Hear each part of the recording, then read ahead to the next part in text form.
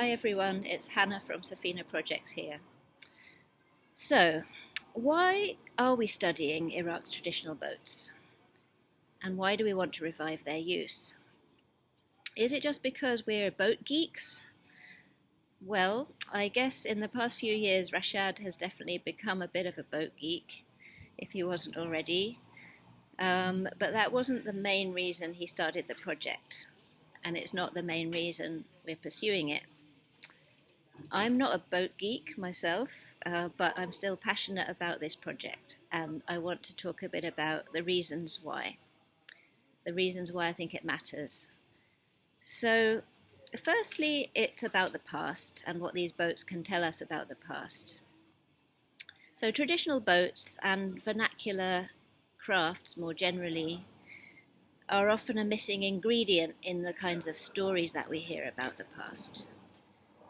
By vernacular culture, I mean the culture that's rooted in a local place, that uses locally harvested materials, that's connected to a culture that's part of a particular ecology and a particular geography. Um, and often these crafts are made from organic, perishable materials, and they don't leave many, if any, archaeological remains. So when archaeologists have been trying to reconstruct the past, the role of this kind of heritage has often been overlooked. And that affects the sort of stories that are told. For example, in Mesopotamia, agriculture has often been thought to be the most important change that happened in its history that led to the development of civilizations. But recently, archaeologists have been finding out that um, there were actually urban centres before, like 1,000 years before, there were irrigation canals and agriculture. So, what other factors might have played a role in enabling urban civilizations to develop? Well, perhaps the presence of the rivers, which functioned as highways connecting the whole region, and the boats that were in use on those rivers played an important role. Obviously, there's a much more investigation to do, but we think that they could be an important part of the picture. Also, I think that it's amazing and really significant to consider that these boats existed for thousands of years, and it's only now that they're disappearing. So you can see the same boat forms as models in Sumerian graves, and you can see them as Assyrian relief carvings, and then you see the same boats in black and white photographs from the middle of the 20th century. They were even made up to the last 20 or 30 years, some of these boats. So it's only now that they're on the verge of extinction, as the last generation who knew how to make them is dying out. So that's a significant piece of information about the changes that we're going through, that Iraq is going through as a place, as a culture, but also globally, the kind of changes we're going through. It's not just the extinctions that are happening, are not just of animal species and ecologies, but also the extinctions of cultures. And cultures that were extremely resilient and outlasted many, many changes in the past. However, we don't just think that these boats are of significance in telling us stories about the past, but also informing our responses to the present and the future. So boats are a means of connection. They always have been, through travel and trade. And today, the boats that we've been building through our project are a means of connection too. They're connecting people to nature. They're taking people back onto the waterways, enabling people to experience that direct relationship with the rivers and the wetlands, um, and the ecology, the nature there, which is a really important motivator for looking after those environments, which have been neglected for a long period and damaged a lot through decades of conflict and mismanagement. Um, there are also a means of connection for the Iraqi diaspora to Iraq.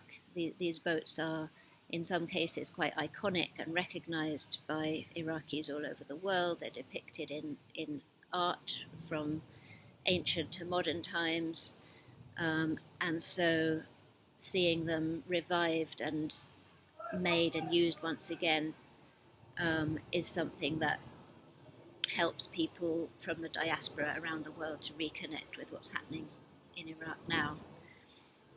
They also are a means of connecting different disciplines, because to understand what these boats are telling us, we need different disciplines. We need archaeologists, we need anthropologists, we need architects to draw them accurately.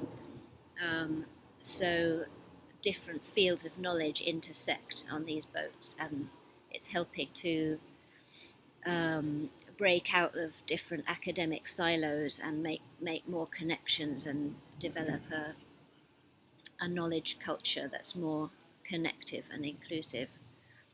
And there's also an aspect that's to do with peace building, connecting people who maybe are separated for geographical reasons or sectarian religious reasons.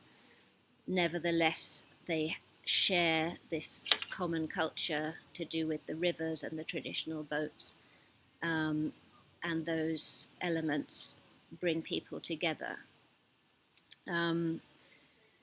Traditional knowledge is also not just a means of connection, but also a source of information that can inform us in situations where more modern approaches seem to be failing.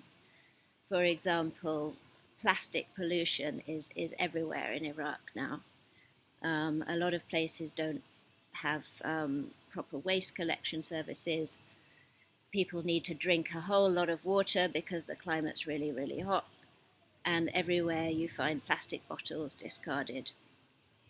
And yet, for many millennia, obviously, before plastics existed, people managed to live a zero plastic life there. So, looking at the technologies people used to use, obviously, this isn't boats, but this is, traditional vernacular knowledge. Things like ceramic water coolers, ways of dispensing water in public places, ways of carrying water, keeping it cool, keeping it safe, use of tar as an antiseptic, for example. There are things that can be learnt from traditional culture about how to reduce the need for plastics. There's a lot of knowledge that can be drawn on towards material and technical innovation. For example, we've been looking at karab, which is a material from palm frond stubs, which is light and foam-like, and it's traditionally been used to make swimming floats. So we're looking at, can we use that to make life jackets for our boat clubs? And it can also be used to make shoe soles. So there's potentially new industries, new jobs that can be created, which there's a massive need for. There's a lot of unemployment in Iraq. So looking at how we can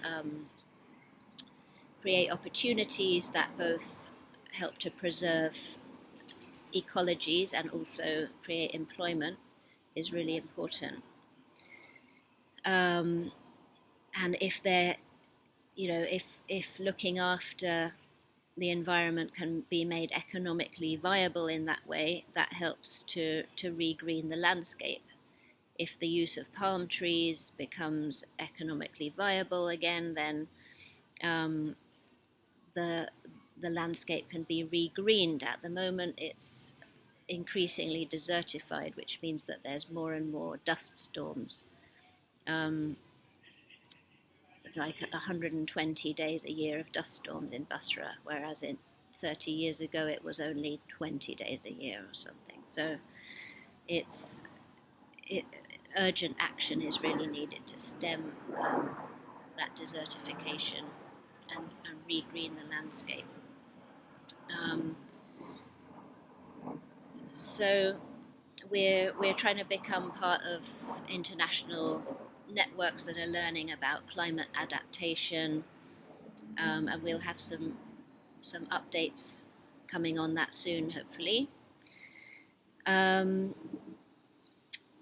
So all in all, the reason we think that these boats and the cultures around them are so important and have been so resilient for thousands of years is to do with their interrelation with the landscape and its materials and the people.